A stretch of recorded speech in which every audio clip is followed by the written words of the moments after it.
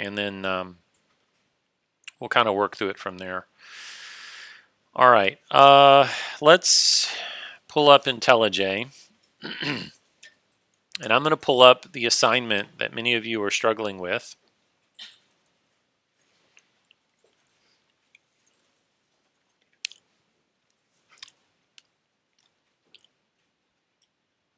You like my Minecraft mod right there? Thingy? You upload and play in your Minecraft. My kids, I had a Minecraft server running off of a Raspberry Pi.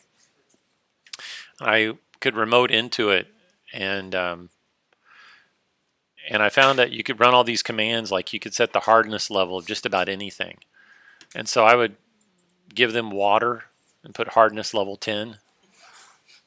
And they would go to get the water, and you just they would die. And they're like, "What? This water? It doesn't make sense." And so then I'd send them. They said, "Dad, we need paper. Can you send us paper?" So I sent them paper, hardness level 10.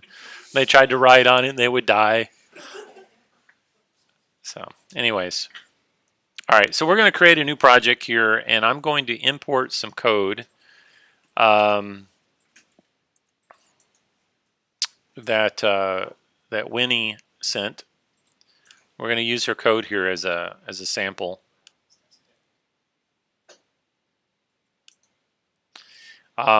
She was asking for help, and I noticed if Winnie's doing this, I'm sure all of you are doing it as well. So I want to talk real quickly about how you package up your files, especially when you have two files and you're going to send them to me. So we're going to do it's a Java class. We'll create a project from template, command line app. I'm just going to keep my names of these classes here. Let's see, the project is called what? What are we calling this project?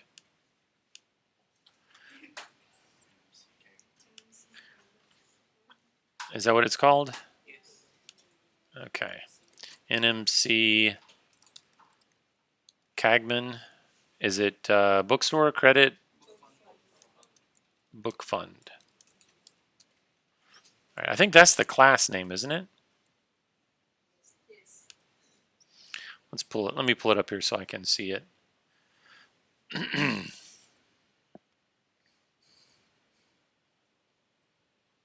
Okay. So save the application as MC Cagman Book Fund. All right. So my project name, I'm going to give this project. I'm just going to call it NMC Cagman project. Okay.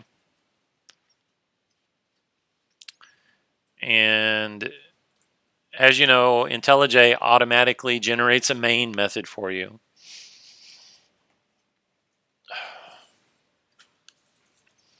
So we're going to go into the project, go into our source code, and we're going to create a new class.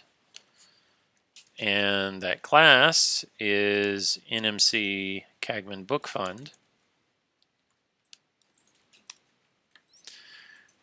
All right.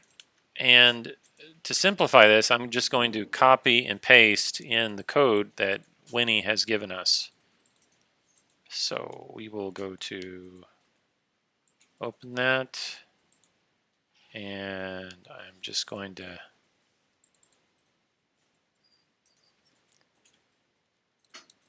shamelessly copy and paste this in. Okay, so I've got her class there. And we'll close that one out.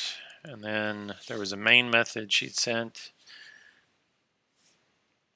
So I'm just going to copy that and paste it in the main over here. All right.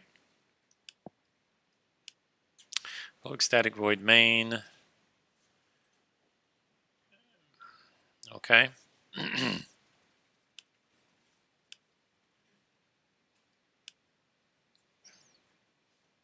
does this feel weird?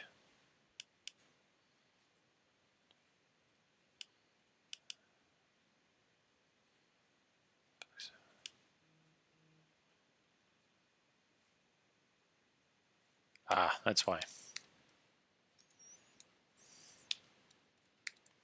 Okay. Now that's better.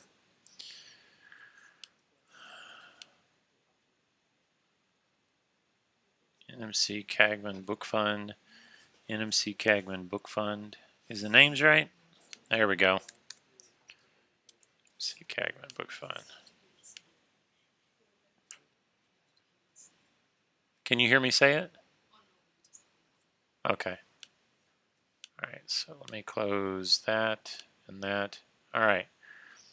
Now it's got some errors in here, so we need to fix the errors. J option pane. Okay. And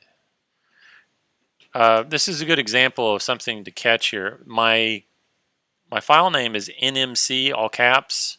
Notice what the constructor is.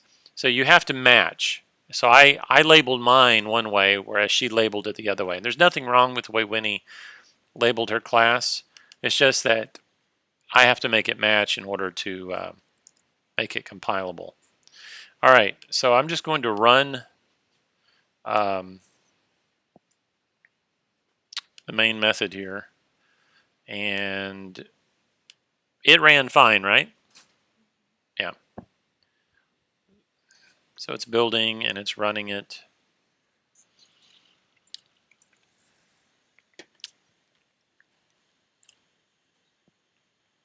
Okay, enter the student name, Michael, semester 1, year 2020, GPA. He's a terrible student, 1.89. Next semester 2, year 2020, GPA. He got a little better, 2.0. All right. All right, so you have the name. My name is Michael NMC. I'm just messing with you. Credits earned is 0. All right, so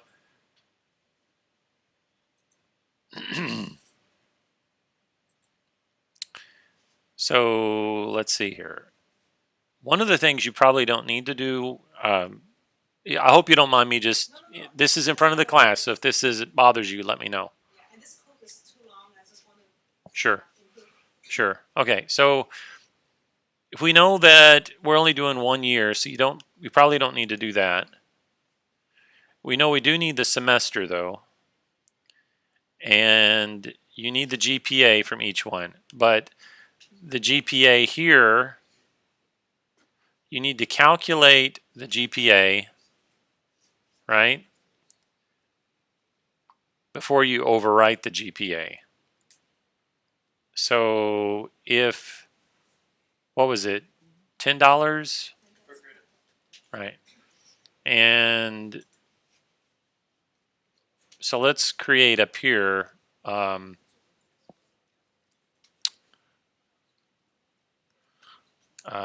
Let's see. A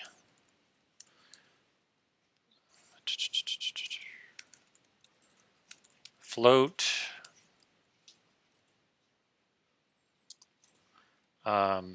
This is our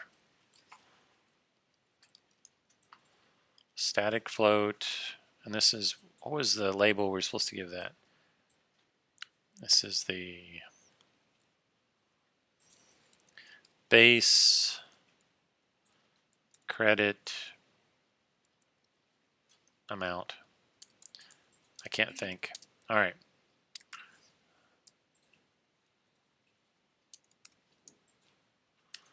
All right. So we're going to say for this part,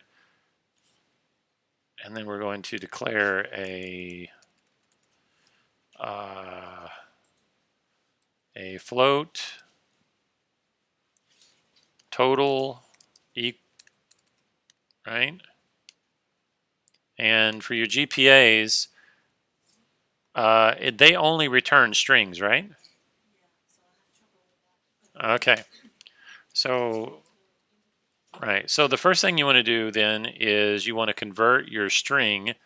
So you can do that by using the float value of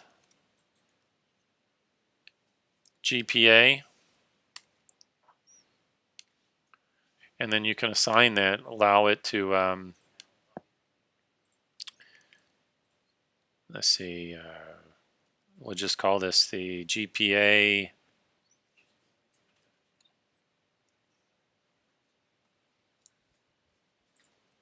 Put an F just for float. It's better to come up with names that are names of your variables that are more specific. So don't do what I did there. All right, so now we got the GPAF, and we have our total up there. So we're going to say total equals GPAF times, where is it at? Base credit amount, right? Okay, then we have GPA here. Again, we're overriding the value, but we've already converted it. So you're going to do it again. You're going to say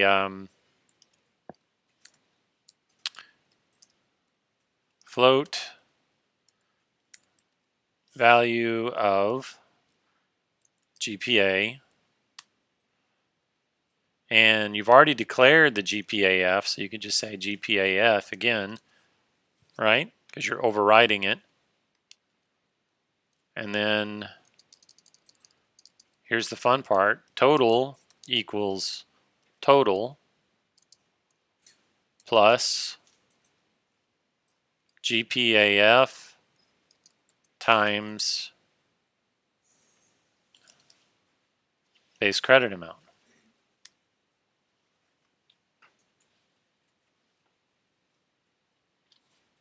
All right, so you have student name here. You might want to put like a space because you're appending the variable name to, or sometimes it's good just to put a comma because you're appending then the string literal.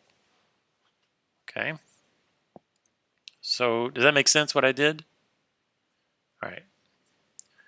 I don't know if it'll work, but let's just see. Now, we have, you have a main method that does all the functionality, but your NMC Cagman fund, it doesn't hold anything, right? So really, you could just rename this, your main method, to NMC Cagman Book Fund. Does that make sense? Because I don't think you need two methods there. Let's look at the objectives.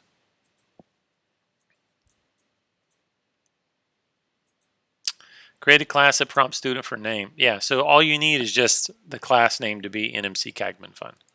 Okay, so we got two things we can do. We can change this code to include the functionality that you've already written, or change the main class name. I'm going to say we change the main class name. Okay.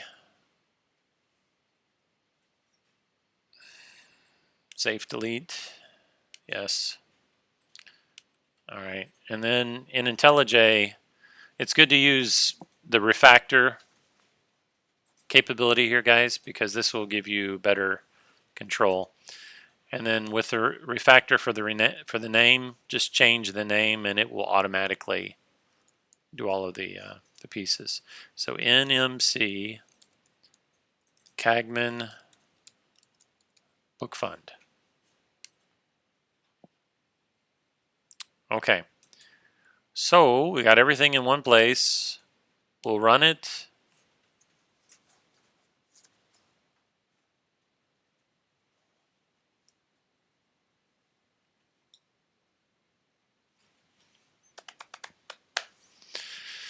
Now be honest, I cannot remember whether or not I did the float dot value is correct or not, because I haven't done that in a while. So we'll find out if it actually worked. Michael, semester 1, year 2020, GPA 1.9, semester 2, GPA 2.2. All right, so there it is, but we never outputted the value, did we? All right, so I'm gonna come over here, say plus total.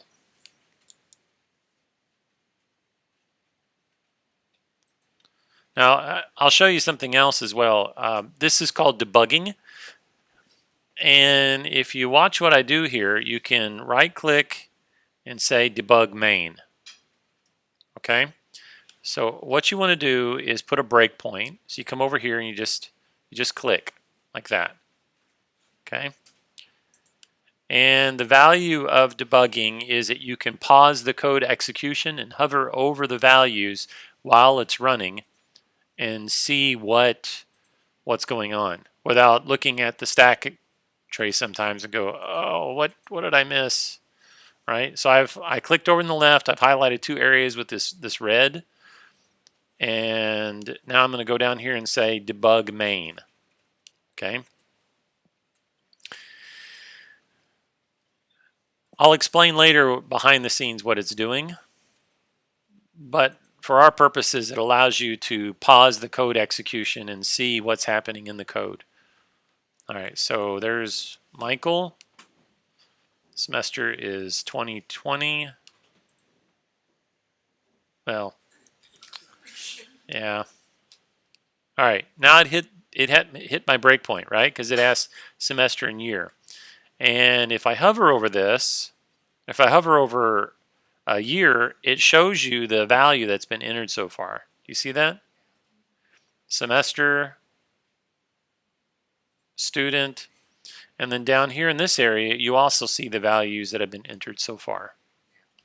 Can everyone see that okay? Okay. Now, you have all of these little buttons right here, these great fine little buttons. You have step over, step into, force step into, and step out. So let's just do step over. Step over fires the execution all the way to the end of the program. Okay, so now it's asking for my GPA 1.9. I click OK. Actually, I'm sorry. Step over goes to the next point. So you see that it stopped on this one. I said step over it. It's took my GPA and given it to me, and I can continue to step over. So I'm going to step over again. My GPath now is converted, right? It's converted the string to a float.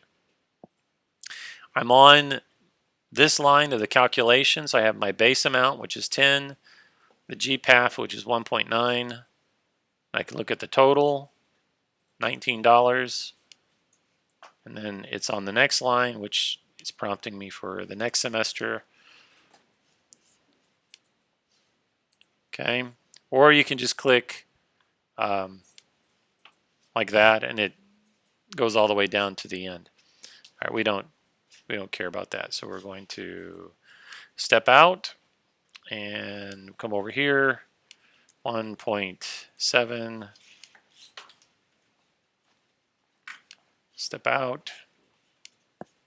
There you go. $36. All right. I'm going to hide this code real quick because I know what some of you are doing. All right. That was for your NMC fund. The next one is there are 12 inches in a foot, 3 foot in a yard. This is called imperial units, yada, yada, yada. Create a class name, imperial units conversion, or United States customary system unit conversion. Okay. It has one main method, right? So for this one, you only need one class. You don't need to do two classes. All right. And I think assignment 7 is the same way. Actually, assignment 7, you're going to create two classes, but they don't depend on each other. So you just send those to me in a zip file. Okay. Any questions about the homework so far?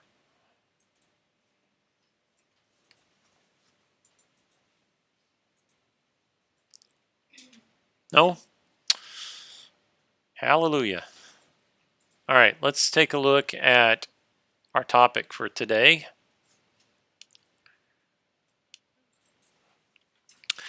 We're going to be looking at blocks in scope. Okay, there are some options available to you in Java that you can use. I'll be honest with you, I rarely use them, but they're good to know because there are scenarios when you have to use the right tool for the right job. You wouldn't pick up a hammer to drive in a screw, right? Although I have.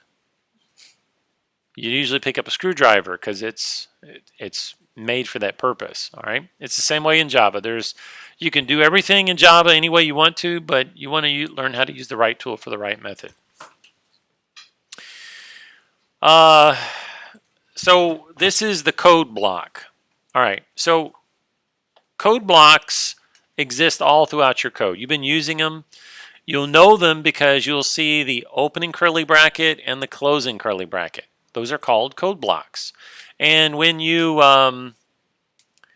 use them outside, when you use them without a method declaration, that is just a code block. And there's a couple different types. There is a static code block, and there is a regular code block.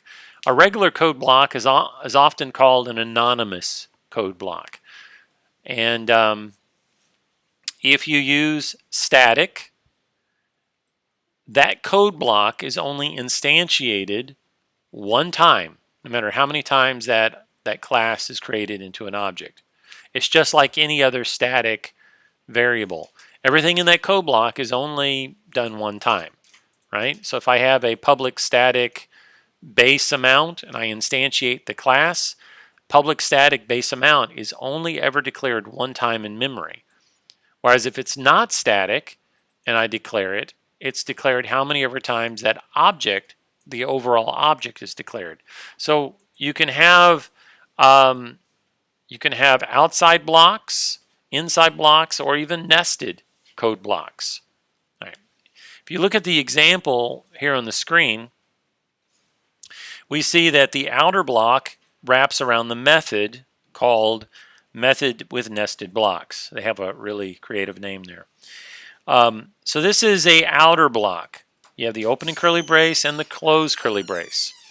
Inside of it, we have a number. Int a number equals 10. And a number, when you call this method, that variable takes up a portion of memory and it comes into existence. And then, of course, you can see system out print line. In the inner block, a number is, they're using a string literal here. They're appending it with a plus, and they're saying what that number is. All right.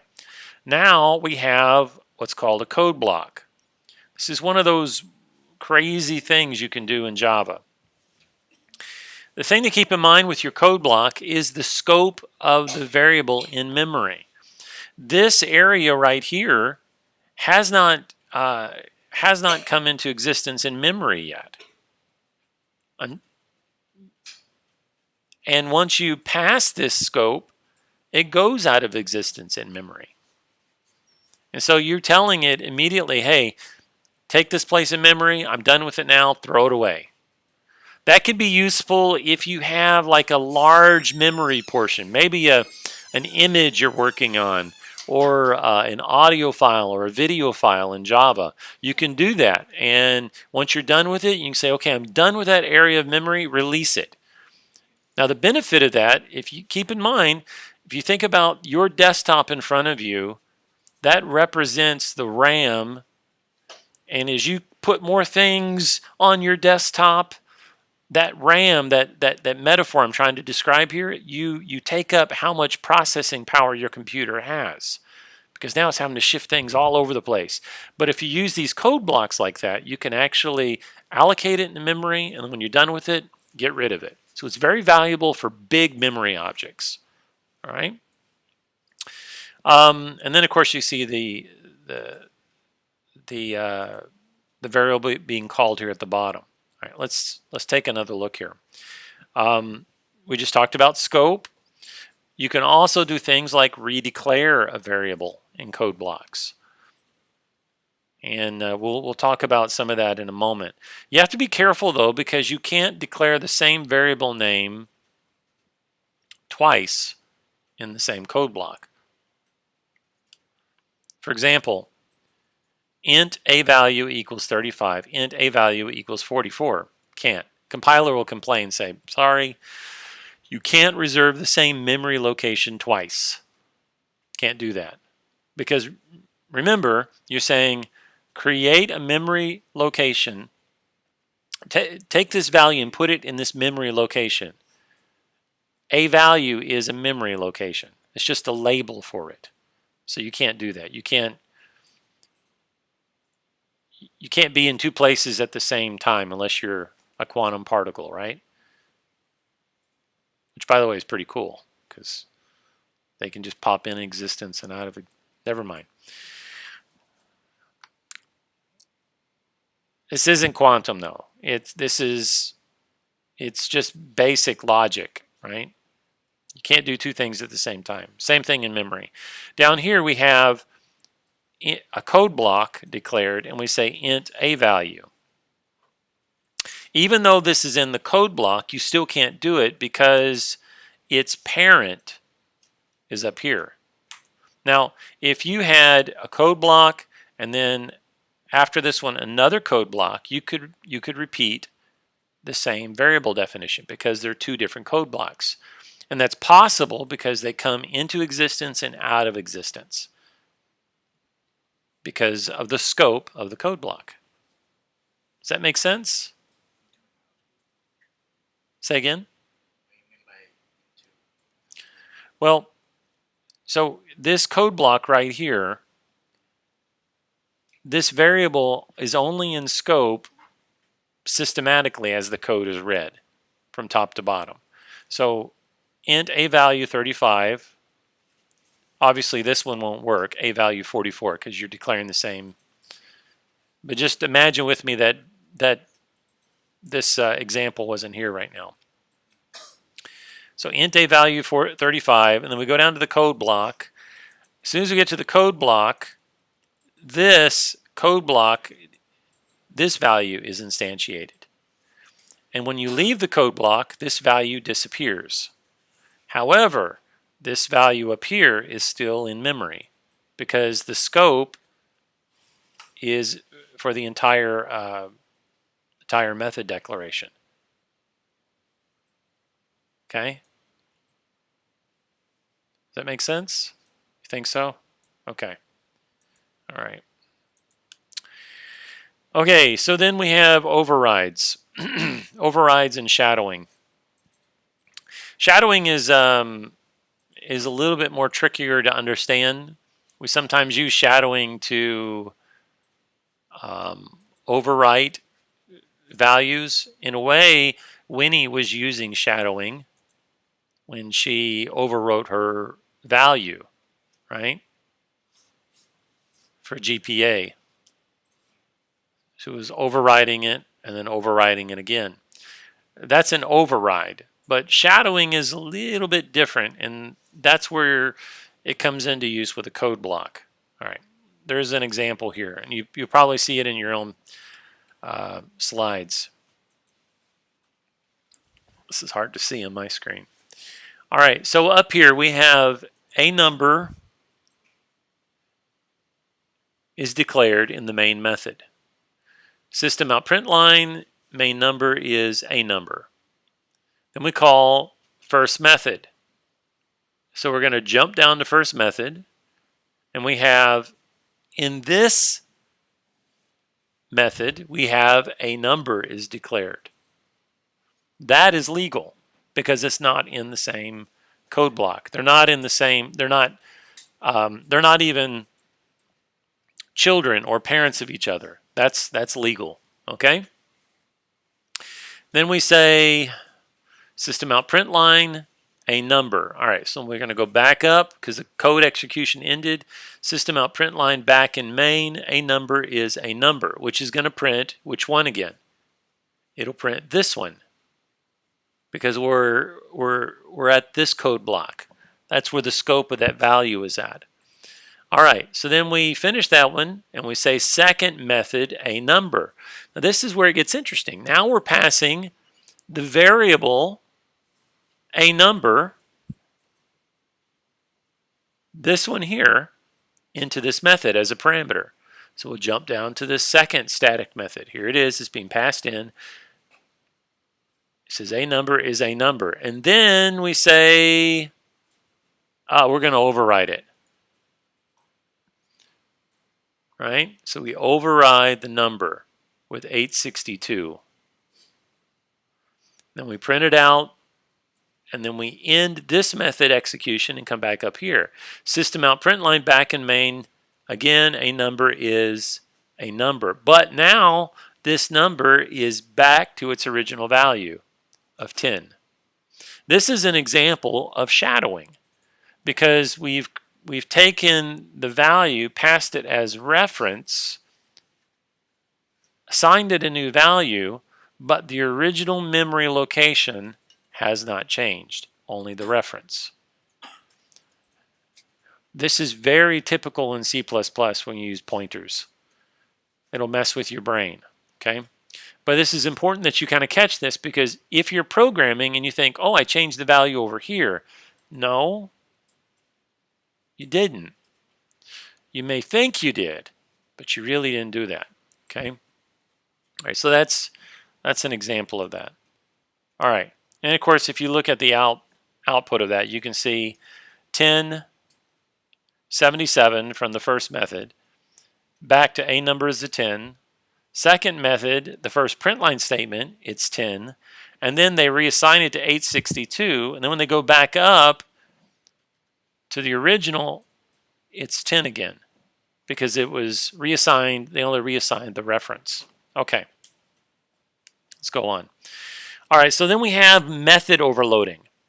Method overloading is actually pretty cool. Let's say that you're writing some tax software and your company is saying, I need you to create a method that calculates the tax at the federal level. And then I want you to write a method that calculates the tax at the state and the federal level. And then I want you to write a method that calculates the tax for someone who is going to pay taxes in a state and the CNMI and the federal level. The method name itself is really the same, right? We're going to calculate the tax. And so method overloading gives you that ability to say, the method I want to use is based on the signature of the method, meaning the parameters that you're passing in. So the first method would be calculate tax, and you're passing in just the value of your money that you earned into that parameter. The second method, calculate tax, could have two values. Your money plus the state. So now we're overriding the method. Okay, let's take a look here at an example they have for you. This is calculate interest, and so they have balance and rate. They're using double here. So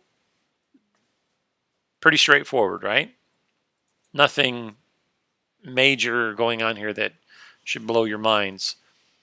They're taking in the value, they're doing some multiplication, they're assigning it to the interest, and they're basically appending string literals to the values of rate, which came in up here, the value of the balance, which came from here, and the total calculation of interest. All right, nothing major there. What would happen though is if you had calculate rate and multiple variables, that's where you would choose the value. Now sometimes this is done through what we call promotion. So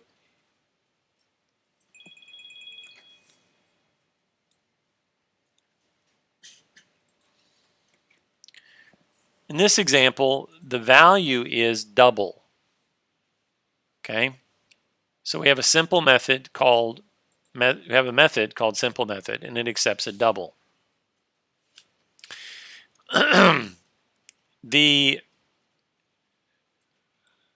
Let's jump out of this so I could give some method overloading for you.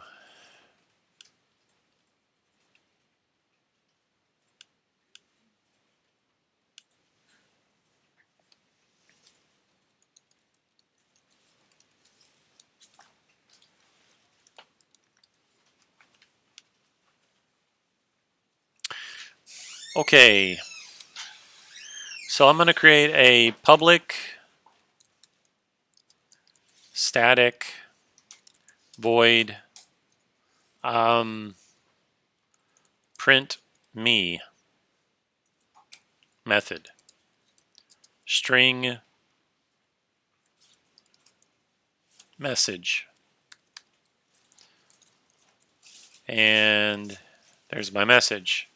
Now I'm going to do something here. I'm going to append a string literal to this and say string method. Okay. Now I'm just going to copy this, paste it again, but this time I'm going to change the value to an int.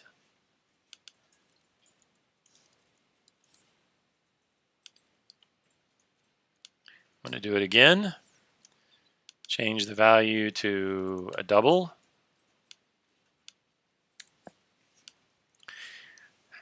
In each version of this is method overloaded. It's the same method name, but the signature is different. You guys see it? All right. So if I say print me, how does it know which one is it going to use? It'll know based on the value that I drop in.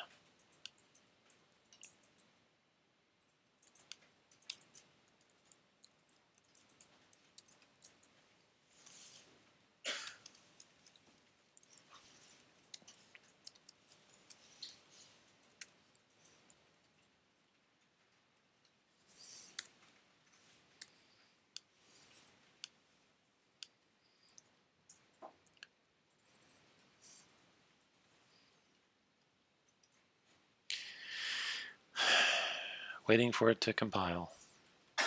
All right. And you can see that it calls the appropriate one based on the parameter that you pass in. Right? All right, so let's make it a little bit more interesting. Thank you. You shutting the door for me? Okay. So we're going to say public static void print me, and we're going to say string message and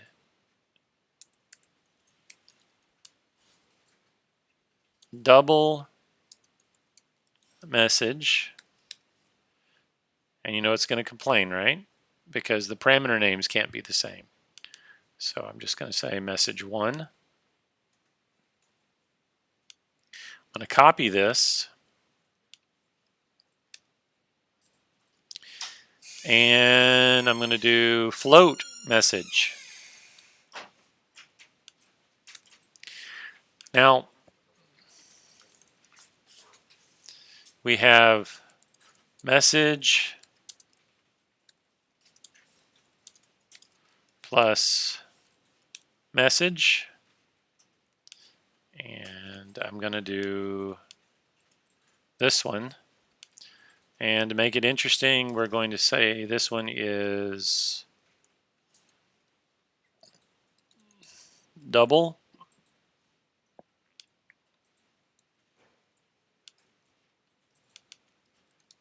This one's float.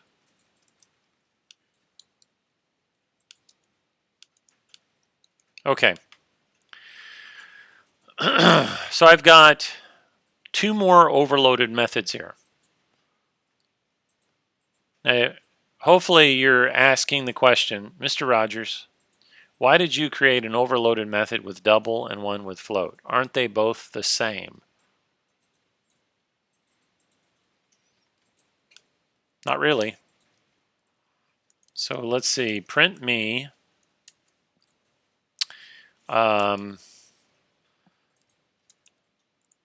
integer and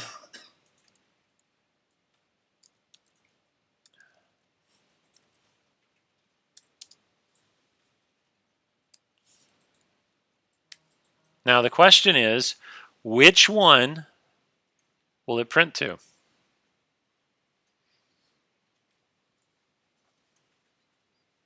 Because I've passed in an int. You see that? I've passed in a 1. Java makes a decision for you on promotion type. It's going to promote the 1 to one of these decimal points for you. It'll promote it, and it'll print it as a 1.0. But the promotion it's going to make is based on the smallest value. So if the type is smaller, it will promote to that one instead of taking up a bigger place in memory. All right. Shall we see what happens? Are you curious which one it prints to? All right.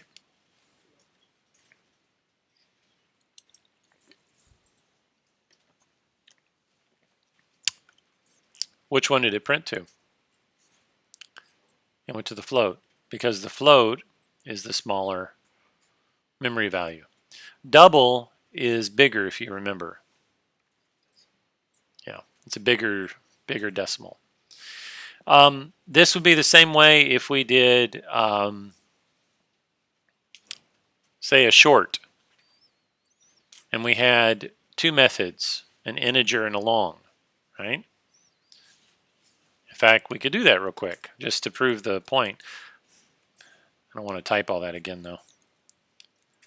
So we'll say this one is a int.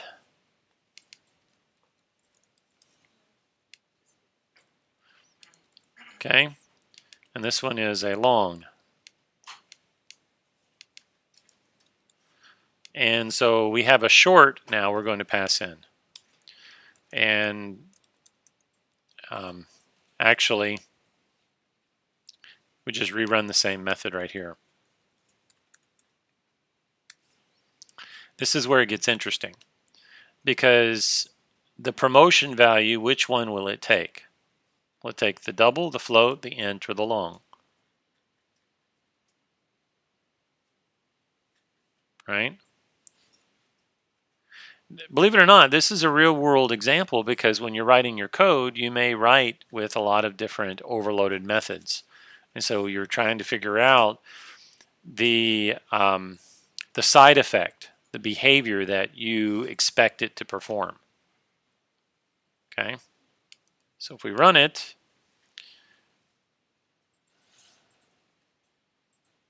it went to the integer instead of the double because the integer is, again, it's a smaller number than a double based on the fact that doubles have decimal points.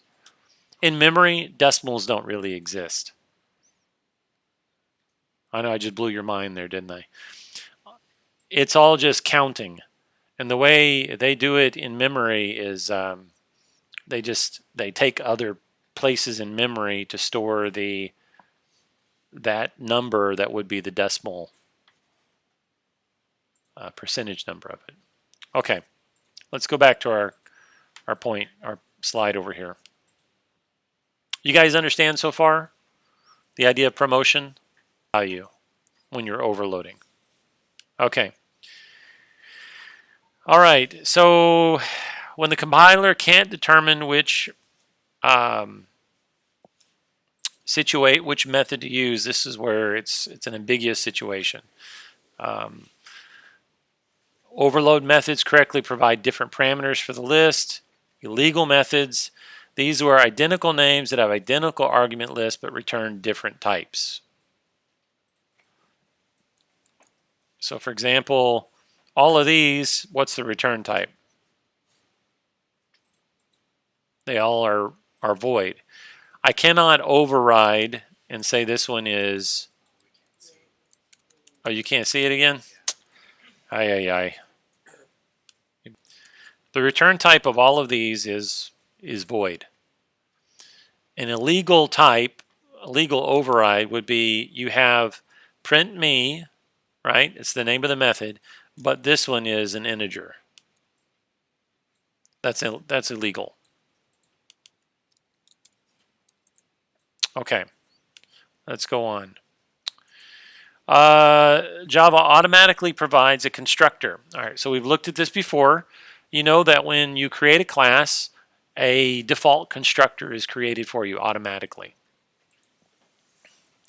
And the default constructor, it initializes the values for you. So if it's an int, it automatically initializes the member variables, like an int to a 0, double to a 0, float to a 0. String becomes a, what type? Becomes a null. A boolean becomes a false, right? Those are with those object types. All right. So you can override constructors as well.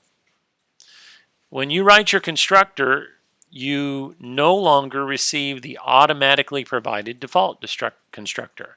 Okay? We've talked about that quite a bit. You want to use your constructor to initialize fields or to kick off some process that would initialize the fields. Okay?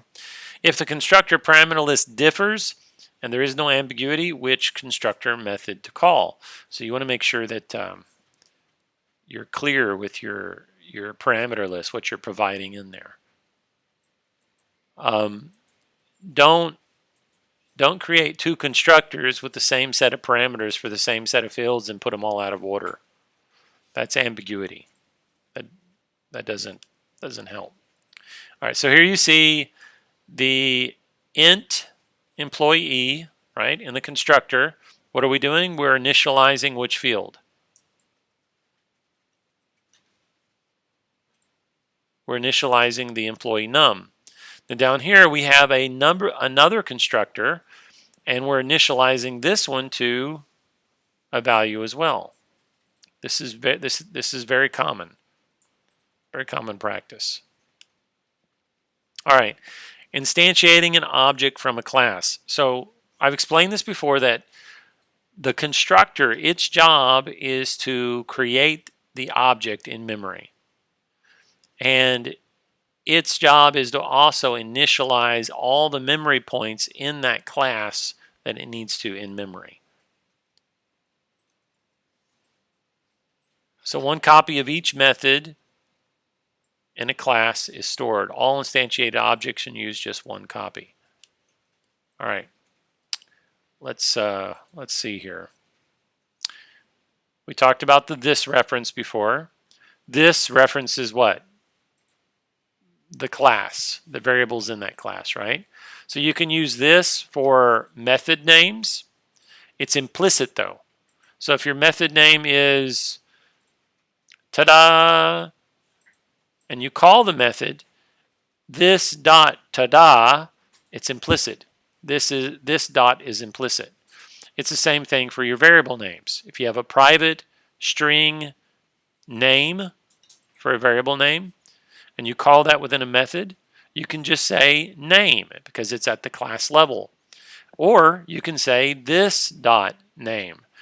Now really the only reasons that you use this is to distinguish between other variables. Like if you're wanting to make your code more readable to you or to someone else, by putting this dot the name, it highlights it. It says this is a class variable or this is a class method. All right? Okay.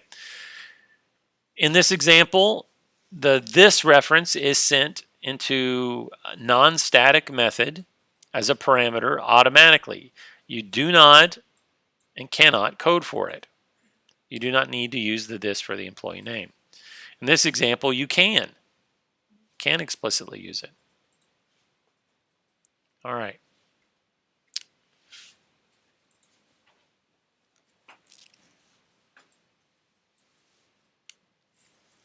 All right, let me expand this one here so you guys can see it a little bit better. Here we have overloading constructors. And we're using, the question is of using the this. All right, so we have a rectangle class. And you can see the rectangle class has 3 private member variables. It has an int for the x and y coordinates, and it has an int for the height and the width. 4 private member variables, right? All right, so then we have a constructor that says we're going to create a rectangle, and we're using this as implicitly for the constructor name. This means the class, right? Okay, so you're saying this, pass in the variable 0, 0, 1, 1. All right, so where is that constructor? You got to find 4 variables. Which constructor is it? Yeah. So when we call this constructor here to create the rectangle, it is implicitly calling the bottom constructor. This is really a good idea to code this way, by the way, because you're always initializing your variables. You're always testing your constructors. They're always going to produce what you say they're going to produce. You're making your code validate itself when you do this. In this example, we're creating a rectangular with a width and a height, but notice where the x and y coordinates are at. It's automatically initialized to create the rectangle at those coordinates. All right. The reason why this is less error prone is if you create a method and you don't ever use that method, you can sometimes forget what it's supposed to do or not validate that it's supposed to return what it's supposed to return. When you write your constructors this way, you're enforcing your code to produce expected results. It's self-testing in a way. All right? Okay.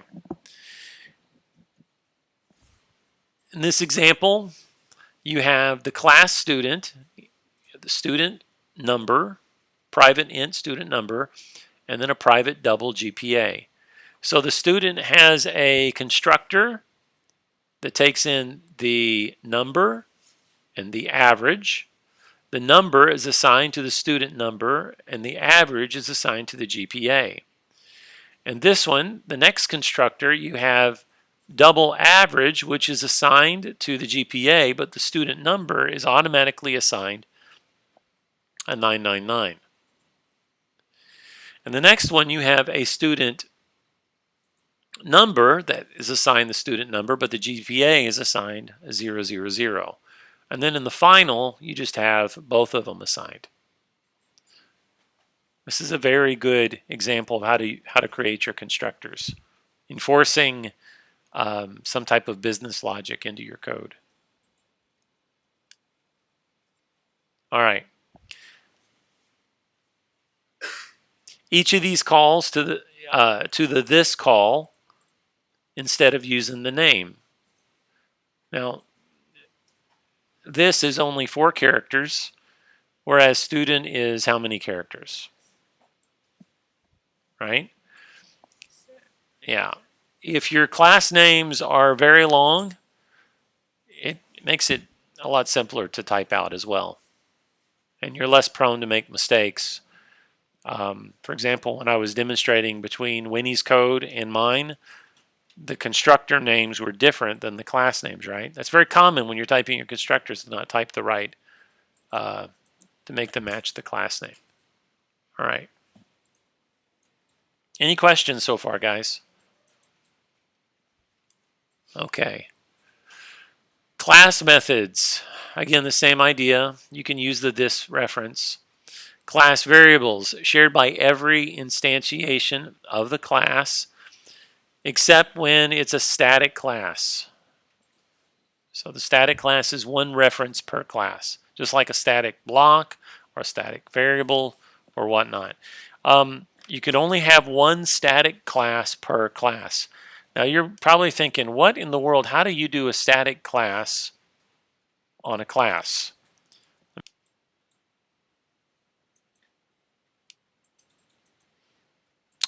Here it is.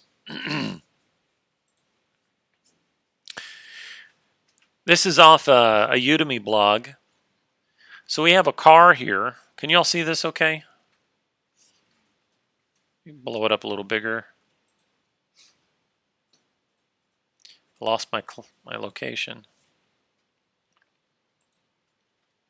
All right, this is fine. So we have a class called car that's created. We have the we have a static block inside of it called class SUV. So you're embedding classes in a class, and then you have a static class called sedans. The example that the PowerPoint is trying to tell you is that you can only have one static class per class. You could, however, have as many classes as you want inside of your class. All right? So when you go to call your class, it's car.sedans, as you can see here. So it'd be car. When you instantiate your car class, the object, lowercase car, dot sedans. Right? And so here we are instantiating the sedans. It's a little bit different syntax. Car.sedans, outdated sedan equals new car.sedans.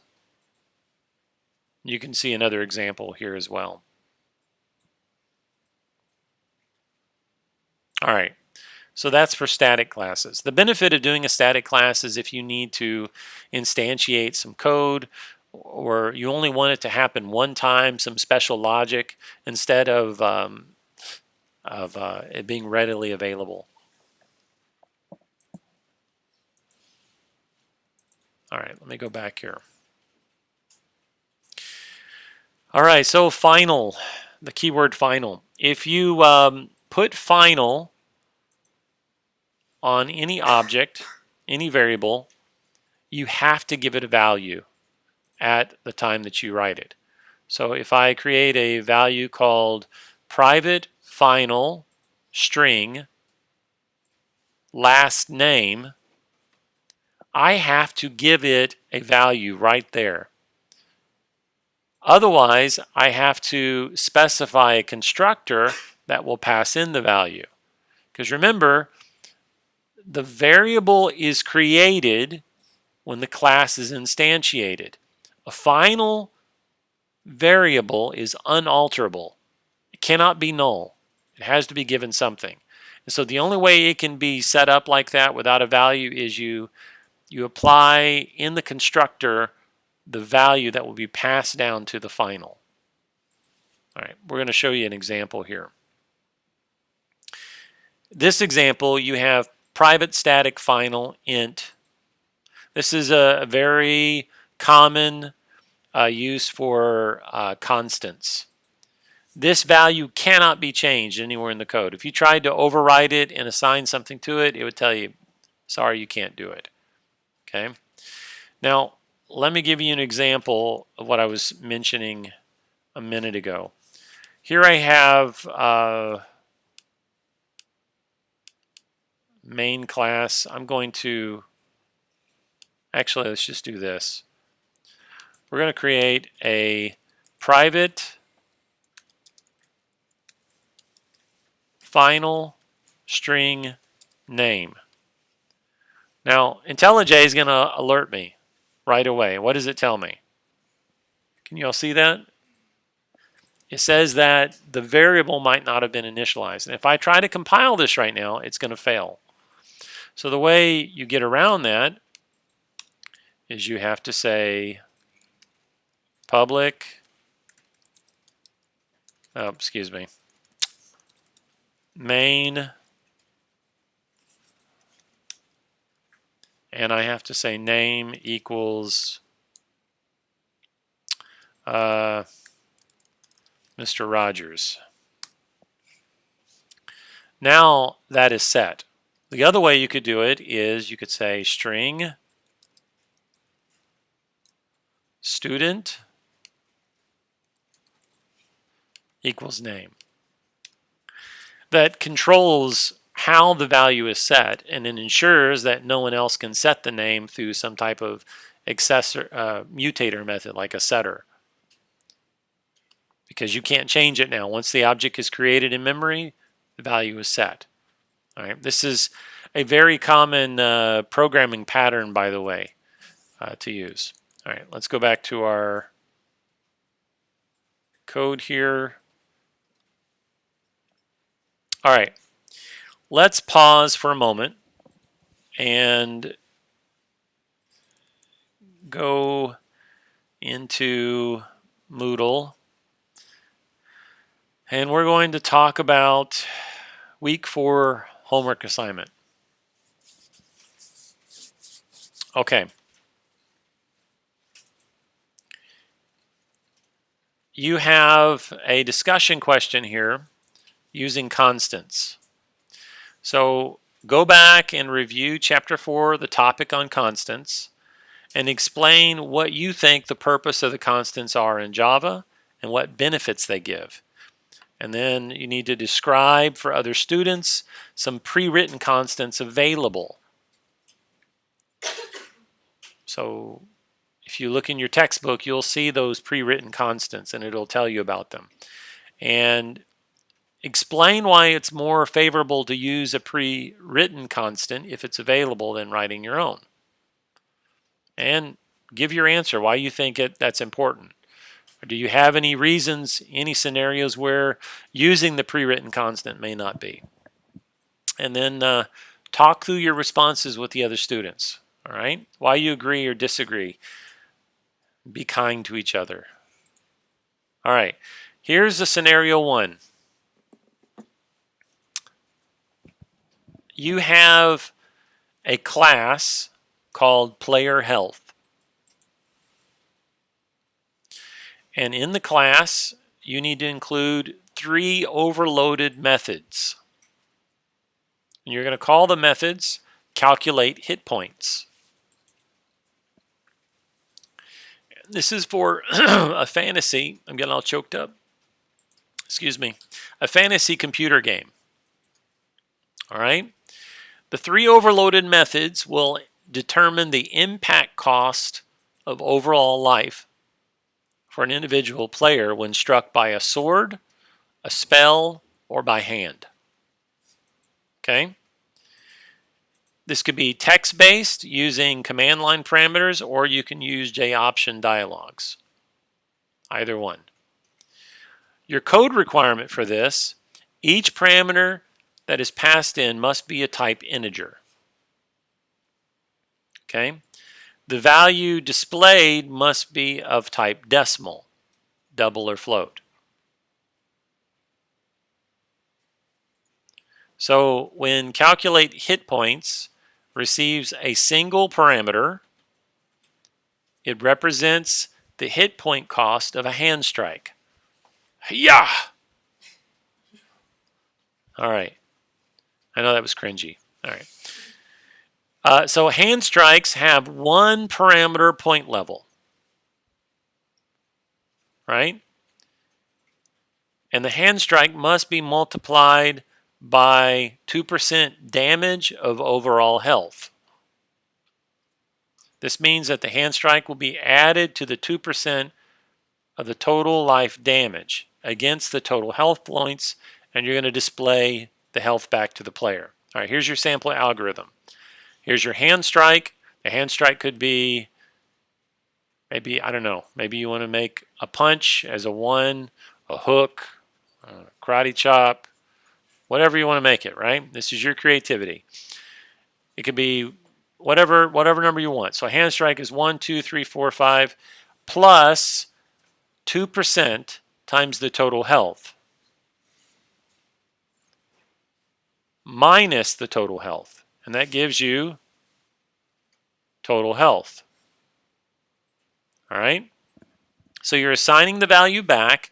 And the reason you're doing this is because the next calculate hit point you use is going to use the remaining total health as a part of the next calculation.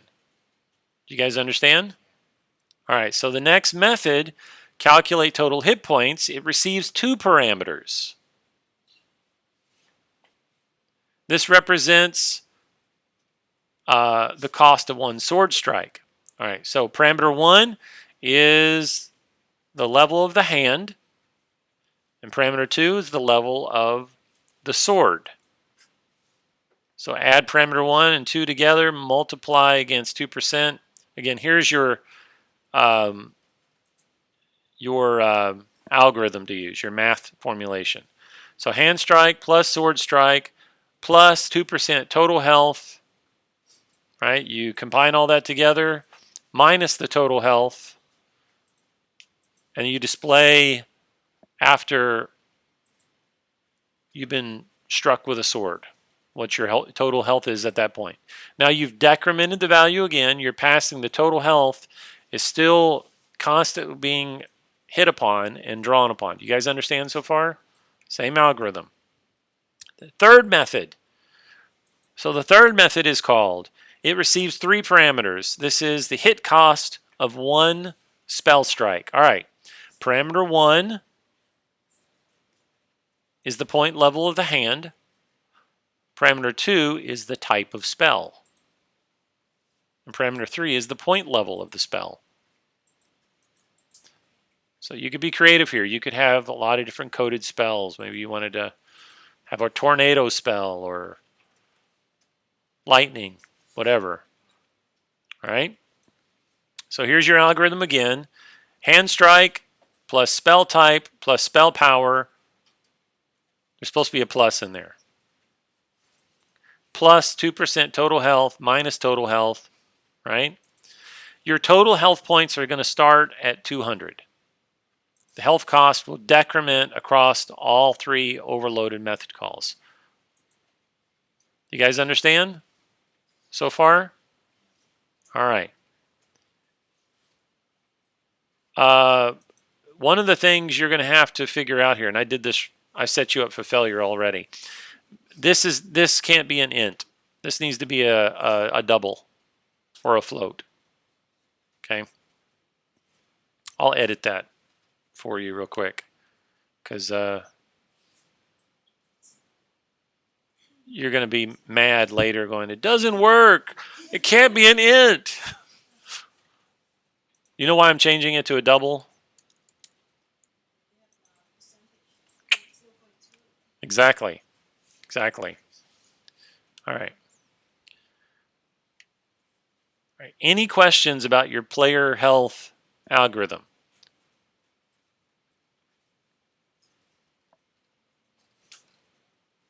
All right. Remember to avoid magic numbers. So anything that's going to be a constant, code it as a constant, right?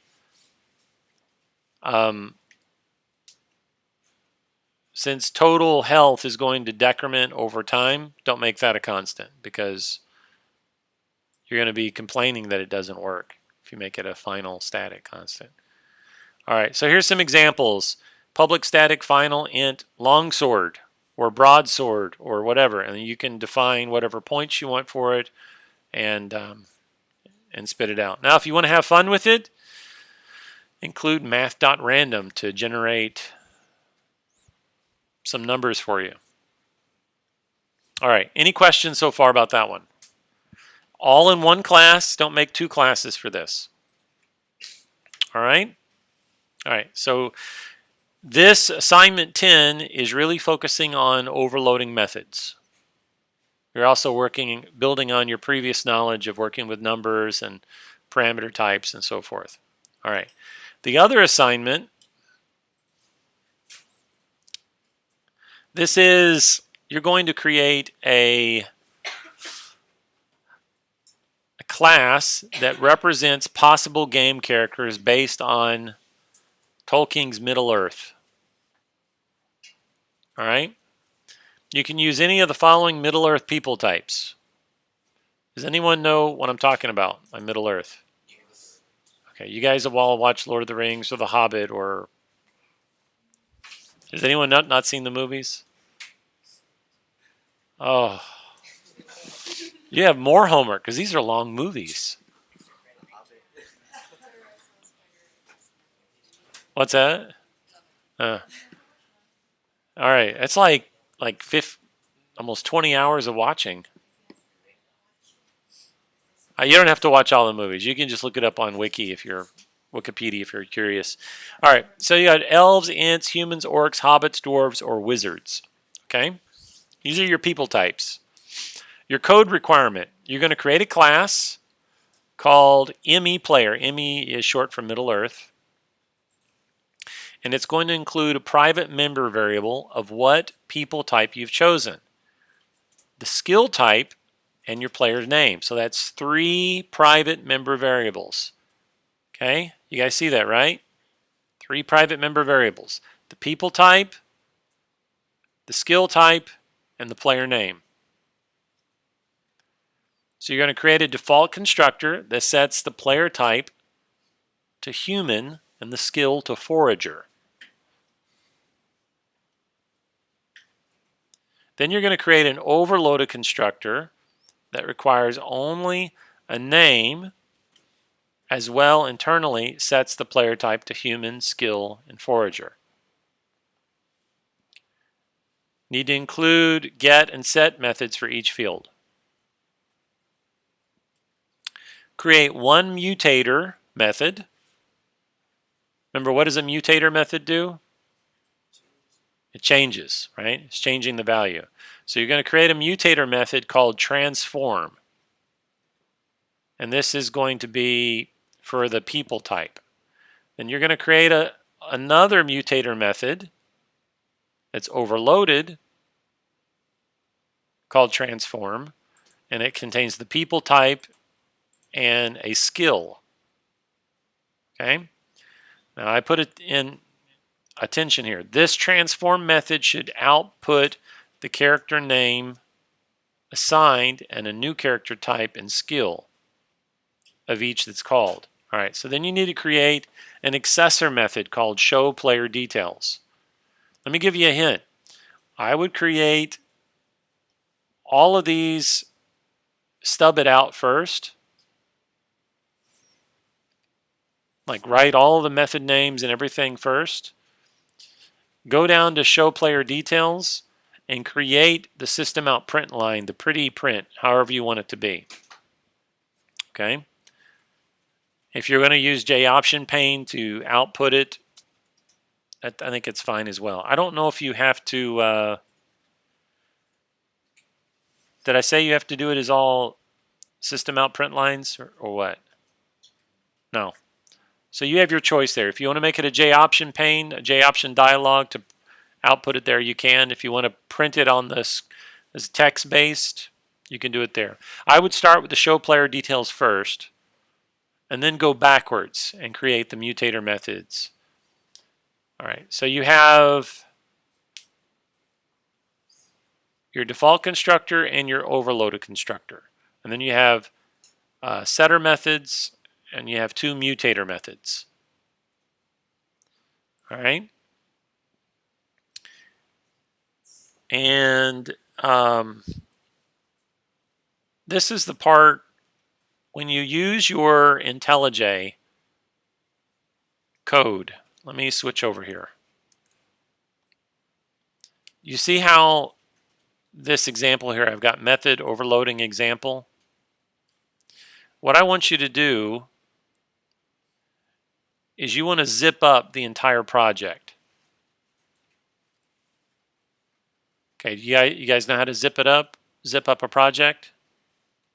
So in Windows, you're going to go to the IntelliJ, drill down through your file explorer, go to the project name inside of IntelliJ, right click on it, compress, and then send me that file. Okay? Because in this one, you're going to have two classes. And I need to be able to take both classes, build the project, and run it. Okay? You guys understand how to do that, right? If you're doing it from the command line,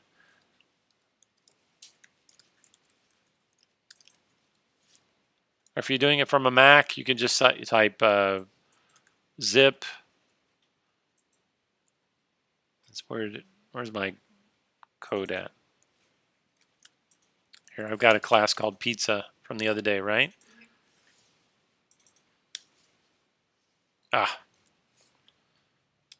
Zip pizza pizza dot zip. Oh, because it already exists. Duh. Zip. So just zip the whole folder. Yeah. You're just going to zip it up and send it to me. All right. Okay. It's 5 o'clock. If you guys have any questions, I'll be here for a few more minutes. Okay. Is it a question for the class or? Okay. All right. Let me